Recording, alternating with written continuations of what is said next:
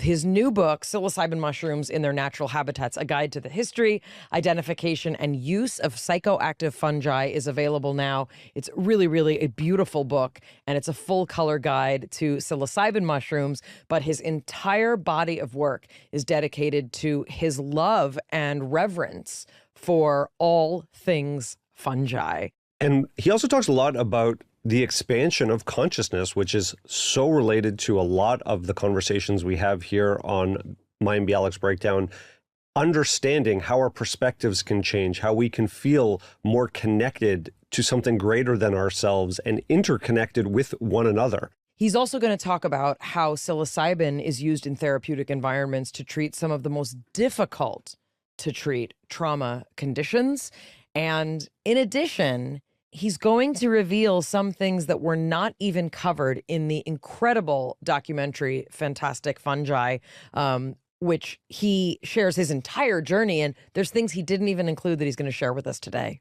Also, just because in case that wasn't enough, we're going to talk about the amazing applications that fungi can have in other areas like agriculture and home building. Like, it's just mind-blowing. If your mind isn't blown, I'll be surprised. And if you've ever been diagnosed with anything relating to inflammation, depression, anxiety, or trauma, we cannot wait for you to listen to this episode. It's a pleasure to welcome to the Breakdown, Paul Stamets. Break it down. Honored to be here. You are one of the first people that we ever thought of talking to when we started this podcast, and scheduling and the universe has brought us to this very day when we finally get to speak to you.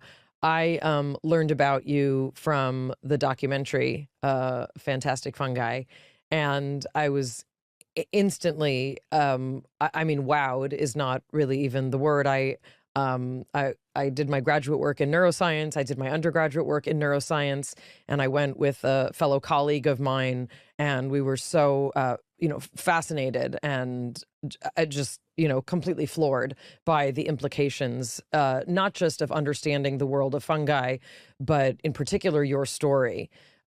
Many people, tune into this podcast to understand the intersection between science and spirituality, to give legitimate credence in clinical ways to some of the things that, many have dismissed in many cases for decades and sometimes for millennia. Rick Doblin is a friend of the podcast, and, we've delved into consciousness pretty much from every angle that we can think of.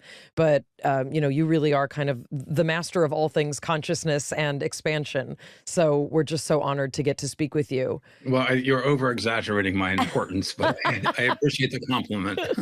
I wonder if, some people may be learning about you for the first time, and we're going to get into many components of fungi, their environmental role, their implications for, sort of larger cohesion and connectivity.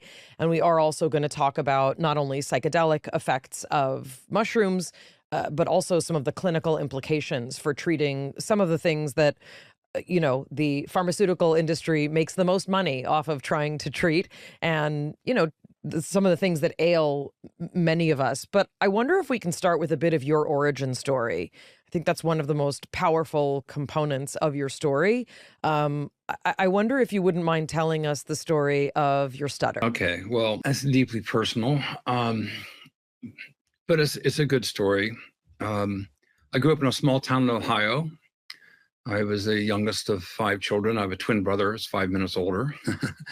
So I came from an industrialist family. I developed a stuttering habit. Let me just tell everyone out there, when you're around a stutterer, don't make fun of them. It's cruel. It's just mean-spirited. It's a social anxiety issue. The type of stuttering I had, I would not stutter to animals, wouldn't stutter when I sing, but you don't want to hear me sing. But I couldn't look at people in the eyes, so I looked on the ground all the time, and I found mushrooms, fossils, and turtles. I fell in love with a turtle family, snapping turtles, the wild turtles in my backyard pond. And I go down there and feed them and talk to them. It's a very difficult childhood. I had this debilitating stuttering habit, and typically stutterers tend to be higher than average IQ. Our minds and our thought streams would go way ahead of our speaking ability. And then we get stuck in a loop, and then it becomes embarrassing.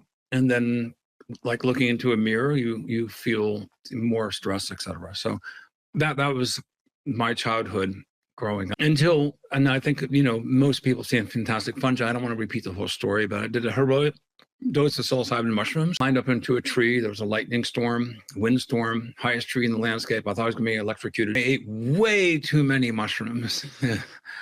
I had bought mushrooms before, and there were button mushrooms injected with LSD, and it was all fake. It's just because psilocybin mushrooms are so hard to acquire in the early 1970s. But I got some of these dried mushrooms from Florida, and I thought, well, I ate the whole bag because last time it didn't do anything. So that was a little bit more potent than I expected. But on the top of this tree, when it came on, because I thought I would look at the viewscape and a thunderstorm was coming, the winds came, and it turned out to be a ferocious, summer wind and thunderstorm in Ohio. People from Ohio know this well. And I was terrified.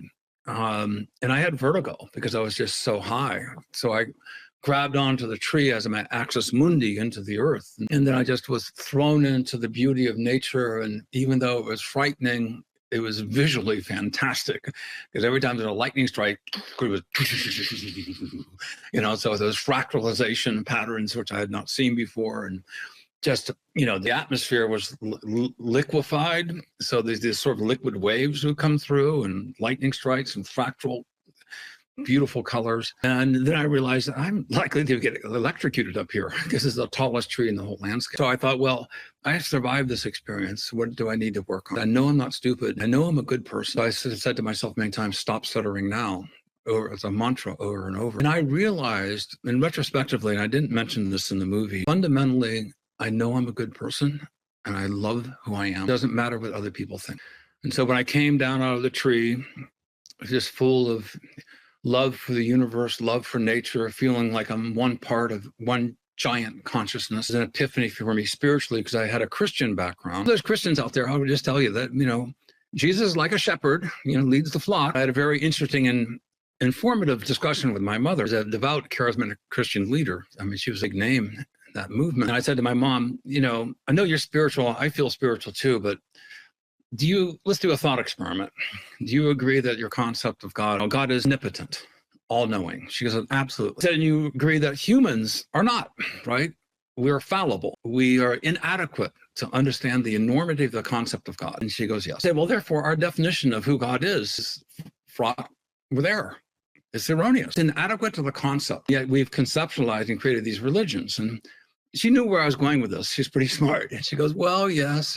But so my first experiences, were very much at first dominated, with Christianity. Then I saw Jesus in this portal of mushrooms expanding into something far, far greater, far beyond any individual. And so it was a very spiritual experience because I had an understanding of this concept of one giant consciousness. And so I descended the tree, and the next day, as I told in the movie, there was this woman, young lady that I liked a lot, but she was a stutterer. So who's going to associate with me, right? I'm not attractive. And I saw her walking on the sidewalk, and I normally would just look down because I don't want people to talk to me because I would stutter and it's embarrassing. And some people make fun of me, very humiliating. And I looked at her straight in the eyes and I said, good morning. She looked at me and she said, good morning, Paul. It's just the expression of kindness from her just validated everything I did. So I stopped stuttering. I do stutter occasionally as there's a drinking in a loud bar, there's so much noise, it's hard to articulate.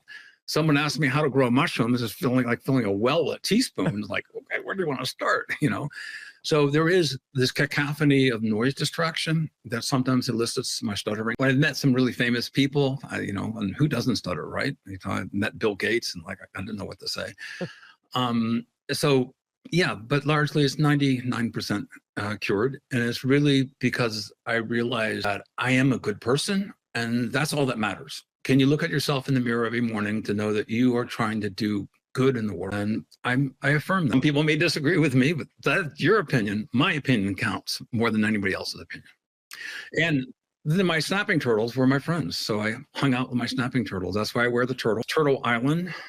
So my snapping turtles, who I raised for many years, and I would pet them and hold them and never got bit.